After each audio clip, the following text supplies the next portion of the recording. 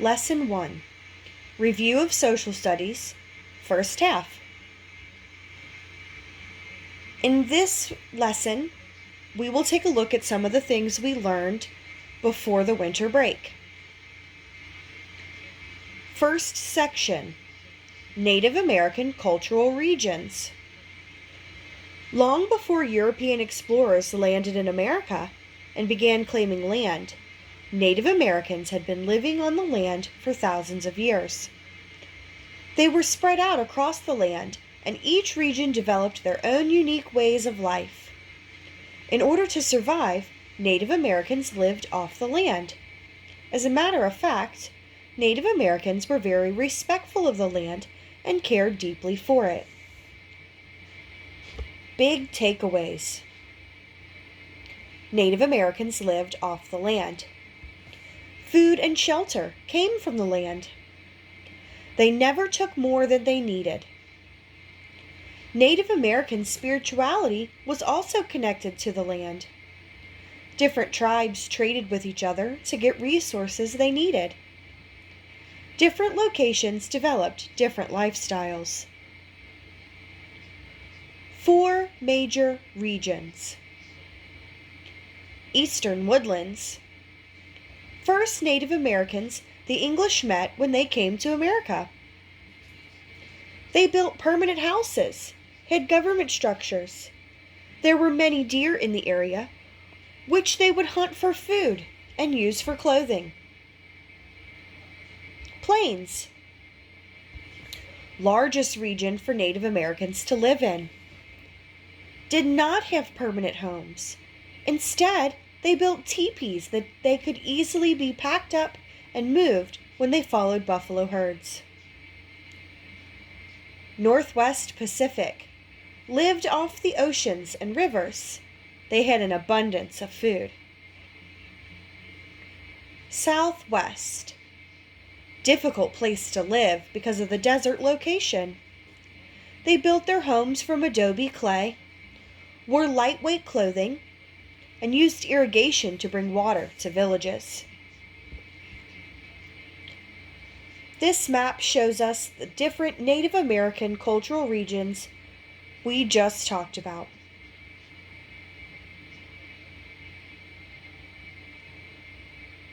In this next section, we will review European exploration. Before Christopher Columbus accidentally made his way to the Caribbean islands south of Florida, the people of the Old World, Africa, Asia, and Europe, had no idea North America and South America even existed. Europeans were trying to find faster ways to get to Asia so they could trade for gold, silk, spices, and other resources. Explorers were trying to find the best way to travel by water to get around to Asia. Columbus believed he could sail west from Europe and make it to Asia. In 1492, he arrived in the Caribbean islands and believed he had reached islands off the coast of India. The world would be forever changed. Soon, Europeans realized they were not in Asia, but a brand new place. The race was on for European powers to take over land in America to get the resources and gain wealth.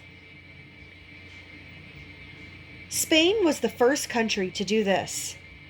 They claimed the Native Americans' land for themselves, enslaved the people, and got rich from their gold and natural resources. The Native American people suffered greatly, and millions of them died from disease brought by the Europeans. To replace the enslaved working force, the Europeans turned to Africa and brought captured people to the Americas to do difficult work on large plantations. England followed in the footsteps of Spain and wanted to claim American land and resources also. Their first attempt at Roanoke, present-day North Carolina, was a failure.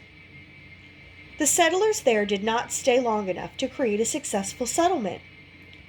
The English tried again at Jamestown, Virginia, and even though things were not easy, after the introduction of tobacco as a cash crop, the colony became very successful.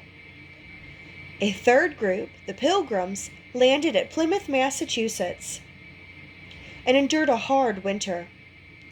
This group did not come to make money, but for religious freedom. Once the first two colonies proved to be a success, more and more people moved to America from England to start new lives.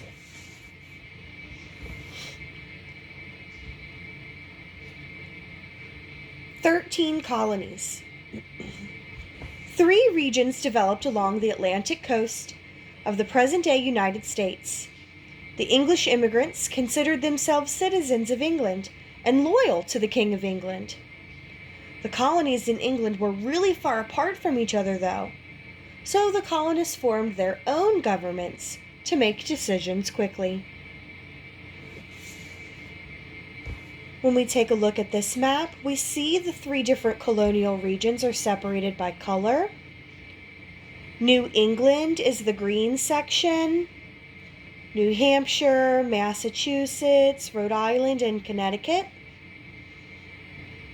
The middle colonies are in purple. New York, Pennsylvania, New Jersey, and Delaware. And the southern region is red. Maryland, Virginia, North Carolina, South Carolina, and Georgia.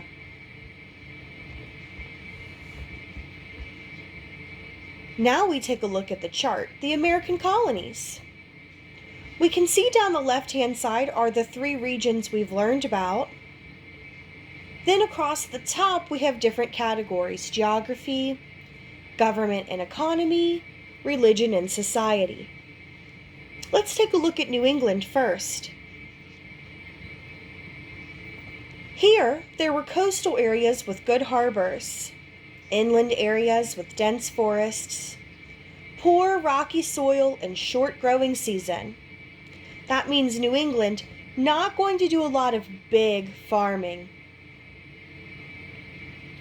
So they had small farms, lumber mills, fishing, shipbuilding, and trade flourished in this region.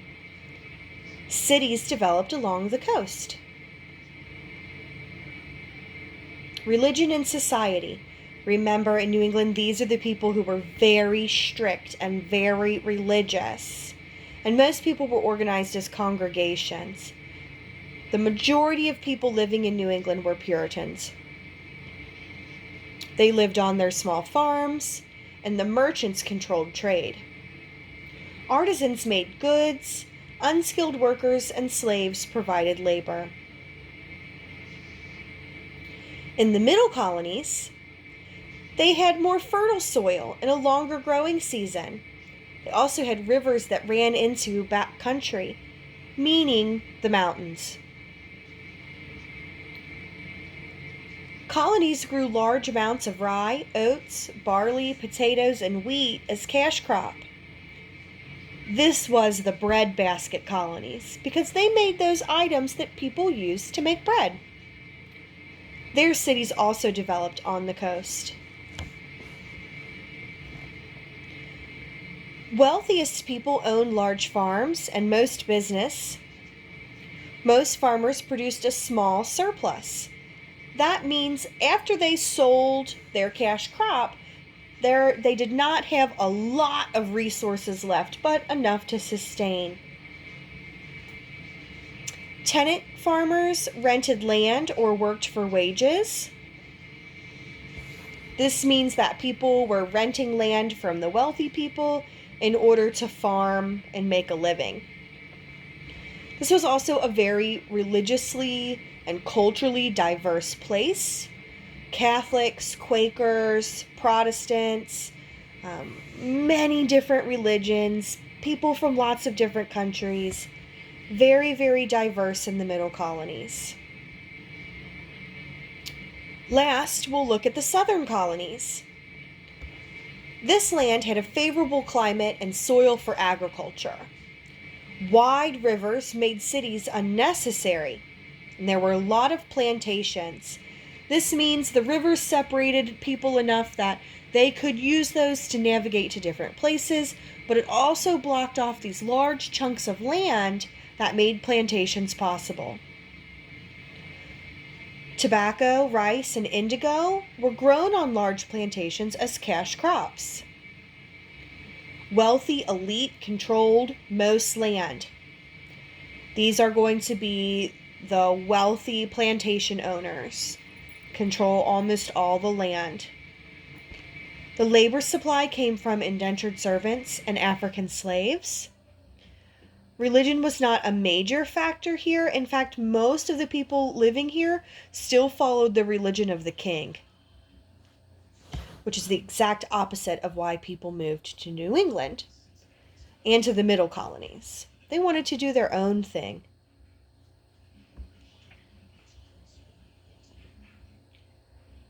Next, we see a map we've seen before of triangular trade. This trade route gets its name because there are 3 major locations involved, and when we line those points up, it looks like a triangle. The purple represents what's coming out of North and South America, mainly the 13 colonies, the Caribbean islands, who are taking their natural resources or their raw materials and sending them to Europe. Once those items arrive by ship in Europe, they are sorted through. Some go into England that are then sold to the other countries. Some stay on the ship and are sent to Africa. And then Europe loads up its manufactured goods: glass, paint, lead, tea, weapons, ammunition, things that are going to be taken to Africa to trade, and things that are also then going to be taken to the colonies to be sold to the people living there. Once the ships come to Africa, goods are traded for African people who are forced onto ships in shackles. They endure a trip across the Atlantic Ocean known as the Middle Passage. And then the people and the goods from Europe are then sold into the colonies. This triangular trade pattern continues for over 100 years.